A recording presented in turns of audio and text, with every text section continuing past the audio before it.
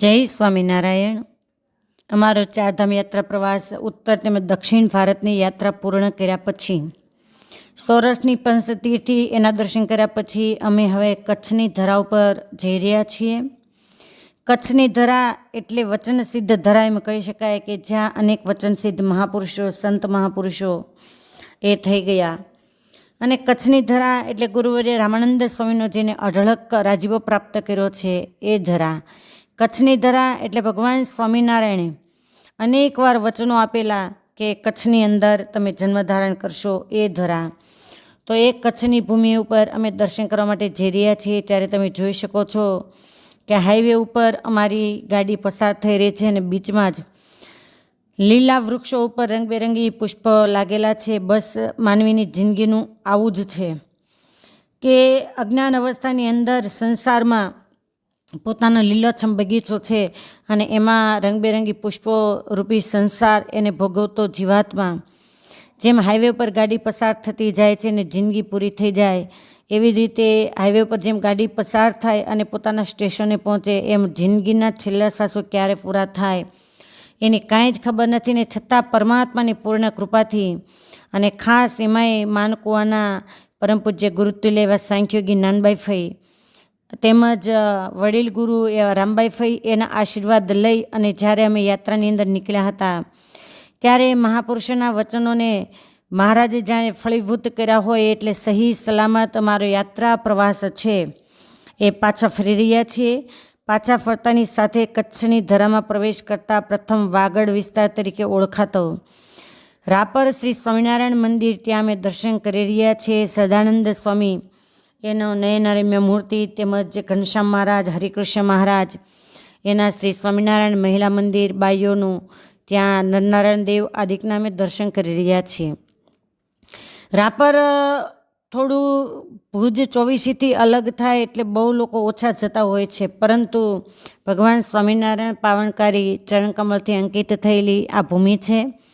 અને એમાં એક ખાસ ભગવાન સ્વામિનારાયણના આશ્રિત હોય યા ન હોય પણ વ્રજવાણી તીર્થધામથી તો કોઈ અજાણ્યું નથી.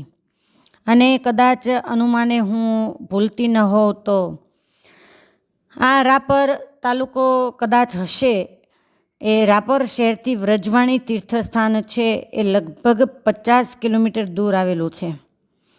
રાપરની અંદર જ્યારે અમારા યાત્રાર્થીઓ દર્શન કરી રહ્યા છે ત્યારે ત્યાંના મહંતબાઈ એ તમામ યાત્રાર્થીનું સ્વાગત દ્વારા સાંખ્યોગીબાઈઓ જે યાત્રાની અંદર જોડાયેલા હતા એના પુષ્પહારથી સ્વાગત કરી રહ્યા છે, આશીર્વચન આપી રહ્યા છે. ભગવાન સ્વામિનારાયણે ધારણ કરેલી પુષ્પમાળાઓ એને ગ્રહણ કરતા તમામ યાત્રાર્થીઓ એ આનંદથી મંદિરની અંદર ભગવાન સ્વામિનારાયણ નામના ધૂનનો નારો લગાવી અને ધૂન કરી રહ્યા છે. અનેક પ્રસાદીભૂત વસ્તુઓ અહીંયા સચવાયેલી છે જેના ચાકળાઓ એમાં તમે જોઈ શકો છો. મહારાજની ચાખડીઓ છે, પ્રસાદીભૂત કાષ્ટવ હોય એમાંથી બનાવેલા પારા ઉતરાવી અને નાના નાના બેરખાઓ આદિ કે પ્રસાદીભૂત વસ્તુઓ તમે જોઈ શકો છો. ને ત્યારબાદ ઠાકોરજી એના થાળના તમે દર્શન કરી શકો છો કે રૂડી રાંધી મેં રસિયાજી ખાંતે ખીચડી રે.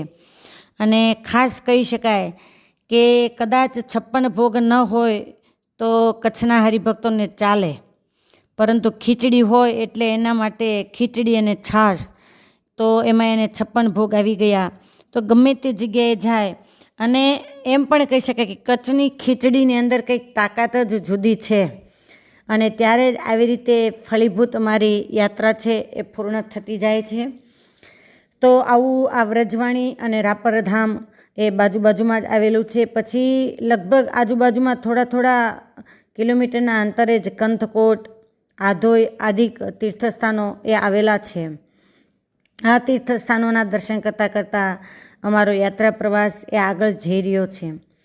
યાત્રાની અંદર જ્યારે 80 વ્યક્તિઓ હતા હરિભક્તો અને 8 સાંખ્યોગી બાઈઓ હતા, પરંતુ એક દિવસ પણ એવો ન હતો કે કોઈ વ્યક્તિને બીમાર થઈ હોય અને દાખલ કરવી પડી હોય. તો એક દિવસ કે એક ક્ષણ એવી પણ નહોતી. વસુધારા જેવા તીર્થસ્થાનની અંદર અમે દર્શન કર્યા, ચરણ પાદુકા જેવા તીર્થસ્થાનમાં દર્શન કર્યા અને બ્રહ્મગીરીની તો વાત જ જવા દો.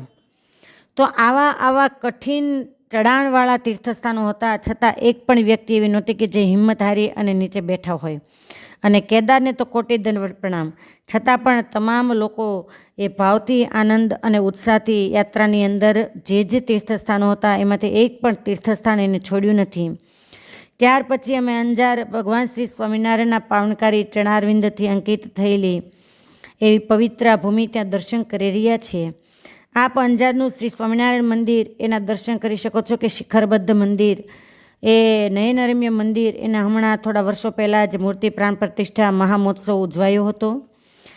કેમ કે ભગવાન શ્રી સ્વામિનારાયણનું મંદિર છે એ ગામની અંદર પહેલાં જૂનું મંદિર હતું અને ત્યાં સાંખ્યોગી બહેનો પણ રહેતા હતા અને એ અતિ સંકળાશવાળું મંદિર હોવાથી એ મંદિરથી થોડે દૂર આ વિશાળ જગ્યામાં શ્રી સ્વામિનારાયણ મંદિર એનું બાંધકામ કરવામાં આવ્યું છે. અને અંજારના ઘનશ્યામ મહારાજ એટલે સંકલ્પ મૂર્તિ ઘનશ્યામ મહારાજ જેને કહી શકાય. કેટલાય પરચાઓ આ ઘનશ્યામ મહારાજે પૂરેલા છે અને એની હું પણ સાક્ષી છું. અને ત્યાંના સાંખ્યોગી ત્રિવેણીબાઈ એની તો વાત જ કંઈક ન્યારી છે. કેમ કે અંજાર શહેરની અંદર સત્સંગને જો ફલીભૂત પ્રજ્વલિત રાખ્યો હોય, જેમ દીપક પ્રજ્વલિત હોય અને ચારે બાજુ ઓરડાઓ હોય કે દિશાઓ હોય એમાં પ્રકાશનો ઉજાસ આપે, એમ અંજાર શહેરની અંદર આ સાંખ્યોગી ત્રિવેણીબાઈ એને સત્સંગ એ રૂપી દીપક જલાવી અને એક એક હરિભક્તના દિલ સુધી એનો પ્રકાશ, એનો ઉજાસ એને પ્રજ્વલિત રાખ્યો છે. તો એ પણ અહીંયા જ નિવાસ કરીને સાંખ્યોગી બાઈઓના મંદિરમાં જ એના મહંત તરીકે રહ્યા છે. તો આ અંજારના જે ઘનશ્યામ મહારાજ, જ્યારે અમારા ગુરુ એવા અક્ષર નિવાસી સાંખ્યોગી કૈલાસબેન ગઢપુરથી જ્યારે એમણે સાંખ્યોગી બહેનો એની પદયાત્રા ભુજની કાઢેલી અને ત્યારે તમામ સંઘની જે રસોઈ છે એ ખુદ અમારા ગુરુ એવા સાંખ્યોગી કૈલાસબેન બનાવતા હતા. અને પદયાત્રાની અંદર જ્યારે ચાલવાનું હોય, ચાલતા ચાલતા સાંખ્યોગી બહેનોનો સંઘ એ અંજારની નજીક પહોંચવામાં હતા અને બધા જ બહેનોને અતિશય તૃષા લાગેલી. અને ત્યારે એમ કહેવાય કે જે મંદિરમાં બિરાજમાન ઘનશ્યામ મહારાજ છે એમણે કોઈ બિન હરિભક્ત જે સ્વામિનારાયણ સંપ્રદાયના આશ્રિત નહોતા એના દર્શન આપીને એમ કહ્યું કે તું સૂતો છે શા માટે? મારા યાત્રાર્થીઓ, મારા સત્સંગીઓ એ તરસ્યા થયા છે ને ચાલીને આવે છે, માટે તું એને પાણી પાવા માટે જા. પહેલાં હરિભક્ત એ ભગવાન સ્વામિનારાયણના આશ્રિત નહીં હોવા છતાં જ્યારે ઘનશ્યામ મહારાજે આ રીતે વાત કરી તો એ પહેલાં તો સ્વામિનારાયણ મંદિર બાઈઓનું ત્યાં આવ્યા અને ત્યાં આવ્યા એટલે પૂછ્યું કે તમારા યાત્રાર્થીઓ કોઈ ચાલીને આવે છે તમારા સંપ્રદાયને? ત્યારે કહ્યું કે હા, ગઢપુરથી બાઈઓનો સંઘ આવ્યો હતો અને એ તો ભુજ જવા માટે નીકળી ગયા કેમ કે રાત્રિ નિવાસ અંજારમાં હતો. ત્યારે એમણે વાત કરી કે મને આ ઘનશ્યામ મહારાજે વાત કરી, દર્શન આપ્યું કે મારા યાત્રાર્થીઓ, મારા સત્સંગીઓ તૃષાતુર છે તો તું એને પાણી પાવા માટે જા. એટલે આ હર્યા જે વ્યક્તિને દર્શન આપ્યું એ કોઈ મુમુક્ષ જીવાત્મા હશે.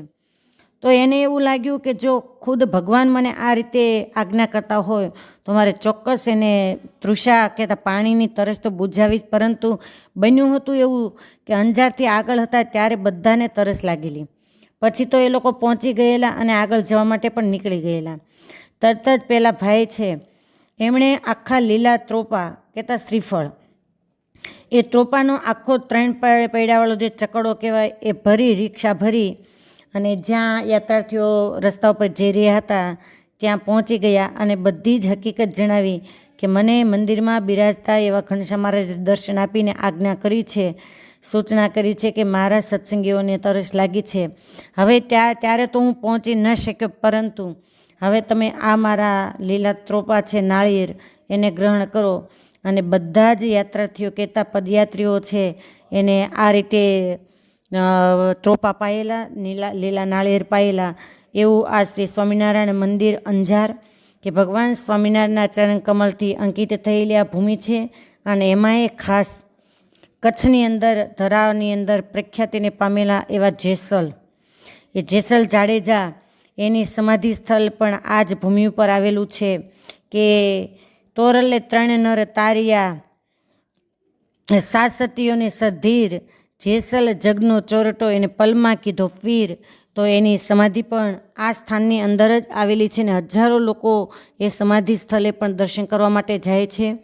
ભગવાન સ્વામિનારાયણના પાવનકારી ચરણોની અંદર નિવાસ કરનારા એવા સાંખ્યોગી બહેનો એ ત્રિવેણીબાઈ એ આદિ પણ અહીંયા નિવાસ કરીને રહે છે.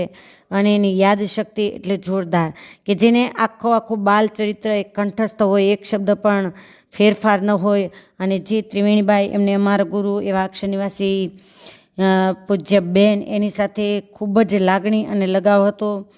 તો આભાર આ ત્રિવેણીબાઈનો, કેમ કે આજે પણ અમે એને ગુરુતુલ્ય તરીકે માનીએ છીએ. અને જ્યારે જ્યારે જઈએ ત્યારે અતિ ભાવ વિભોર થઈ અને આશીર્વચન આપતા હોય છે.